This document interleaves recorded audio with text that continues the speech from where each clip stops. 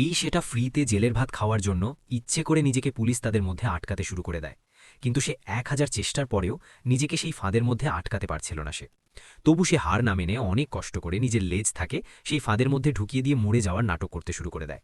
তখন একজন শিকারী পুলিশ জেল থেকে বেরিয়ে এসে সেটাকে বলতে শুরু করে, তুমি এখানে আছো কেন? এটা শুধুমাত্র সিলভার কালারের শিয়ালদের জন্য। সে লাল শিয়ালের কাছে লাথি মেরে তাকে সেখান থেকে তাড়িয়ে দেয়। কিন্তু তখনই লাল শিয়ালটা সিলভার কালারের রং খুঁজে পেয়ে গেলে তার মাথায় আইডিয়া চলে আসে। কিন্তু সে রঙগুলোকে নিজের গায়ে লাগিয়ে দিয়ে আবার ইচ্ছে করে সেই ফাঁদের মধ্যে আটকে যায়, কারণ সেখানে গিয়ে ফিতে শুয়ে শুয়ে খাবার খেতে চাইছিল।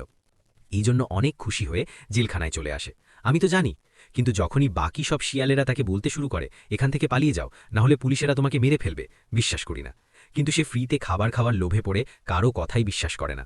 উল্টো সেই শিয়ালটাকে বলে, তোমার সাহস থাকলে আমাকে এখান থেকে বের করে দেখাও।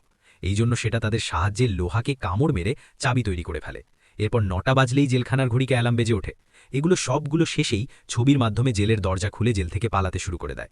এমনকি সেই নকল শিয়ালটাকেও তাদের সঙ্গে পালিয়ে যেতে বলে।